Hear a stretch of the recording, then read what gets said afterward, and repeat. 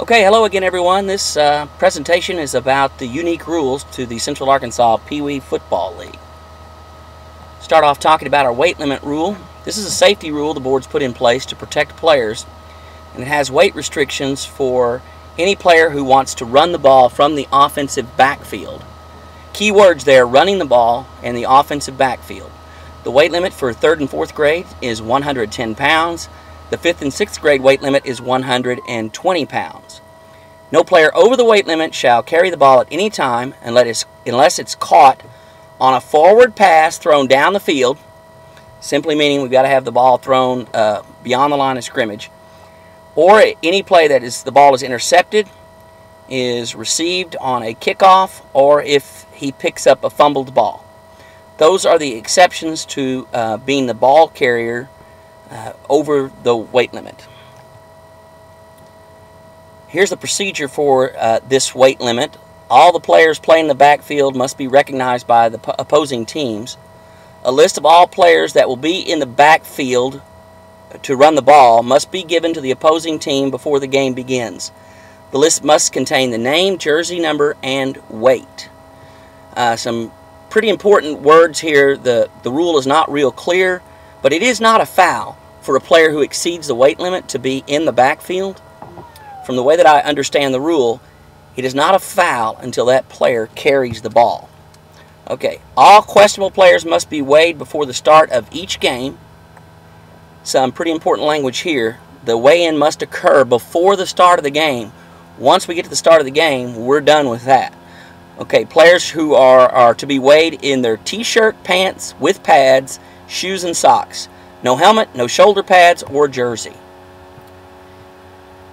Now, the procedure for enforcing this rule is if a player runs the ball from the backfield who is not on the list, the opposing team will call a timeout, point that out to the game officials.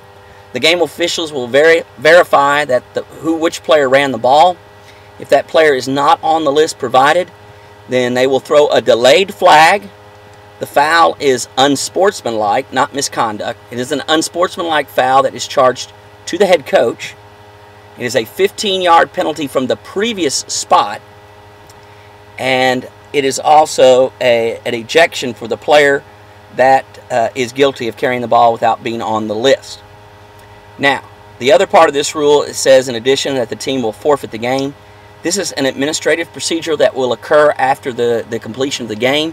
So for the game officials, this does not involve us. We will continue to play the game after assessing a 15-yard penalty. The commissioner will review the infraction and make a decision on the forfeiture. Now let's talk for a moment about coaches on the field. During any game, only 2 coaches will be allowed on the field. They must retreat a minimum of 10 yards from the line of scrimmage or 1 yard deeper than the deepest player, whichever is the deepest. Okay? You can't be, if you're in a T formation with an empty backfield, the coach cannot be 4 or 5 yards off of the line of scrimmage. He must be a minimum of 10 yards. If there's a player that is 10 yards or more, then the coach must be 11 yards or 1 yard deeper than the deepest player. Coaches are not allowed to talk to any player once the offensive huddle has been broken. Now this is pretty specific language. It says talk to any player. So coaches that are cheering or screaming, gentlemen, this is not an infraction of the rule. If he's screaming, go, go, go. Now, if he is screaming instructions, or if he is screaming, watch out behind you, those would all be considered talking to a player, so those would be a foul. But clapping or cheering or yelling run, and that's just going to be up to the discretion of the officials. If they're not creating an advantage, they're just cheering for the team, we don't want a foul called. If we do have that flag, that is going to be a foul for a delay of the game for the infraction. If it occurs anytime during the play, just treat it like a foul that occurs at the snap. We'll go back to the previous spot, 5 yards, and replay the down. We've already had one video on timing. If you haven't seen that, check your email. There's a link to that. But 3rd and 4th graders playing 8-minute quarters, 5th and 6th graders playing 9-minute quarters. Here's a rule unique to our game. The play clock is 35 seconds. In high school football, normally the play clock's 25. We're going to give the Pee Wee guys 10 more seconds. Referees, I admonish you to monitor the flow of the game. If we have multiple delay of game fouls on the same team, we're probably not managing the game. Shake them off the sidelines, get them out of the huddles. Don't be too quick to blow the ready for play. Get the game into a flow. These are non-sports related fouls. We do not like delay of game fouls, so officials, work hard throughout the course of the game so we do not have a delay of game foul. Punting. Whenever a team chooses to punt the ball, no matter what the down, it is legal to punt on third down. Don't know why you do it, but it is legal. You must inform the officials. We're going to stop the clock and move the ball 30 yards downfield from the previous spot. If you punt inside your opponent's 30-yard line, we're going half the distance to the goal. And the game clock will always start on the ready for play following a declared punt. Actually punting the ball is prohibited at any time. It is a dead ball foul. It's a 5-yard penalty from the spot of the foul and a loss of down. The try. Here's another unique rule to our game.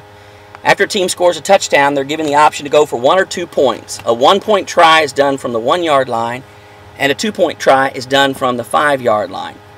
Actually, kicking the ball for 1 point is prohibited. This would be a foul the instant the ball was kicked. It would be a dead ball foul. It would make the ball dead, and we would simply say the try is no good and go to our kickoff. Here's some language I'd really like to change in the bylaws. We want to call the mercy rule actually the sportsmanship rule, and it's going to start anytime in the third or fourth quarter, a 25 or point lead or more, and the game, we will go to a running clock. Once we get into a running clock, the only time the clock will score, well, correction, the only time the clock will stop is following a score. So we will not run the clock on a try, and we will not run the clock during the 1-minute interval following the try before our kickoff. Once the ball is legally kicked, we will run the clock again, and it will not stop until another score, team timeout, or an official's timeout for an injury. The ball, the 3rd and 4th grade, shall be equivalent to a 2000 K football. Careful of the words there, gentlemen. Equivalent. 5th and 6th grade, equivalent to a Wilson TDJ football. To be honest with you guys, I don't know what exactly those balls are, so work with the coaches. Let's make sure both teams are playing with the same size ball. And those are the rules unique to our games. If you have any questions, you can always email me at toddallen65@mac.com. Or, of course, you're always free to talk to the commissioner or one of the game day coordinators. Any other questions, gentlemen? Good luck with this. Have a great season. And we'll talk to you again with another rules presentation next week.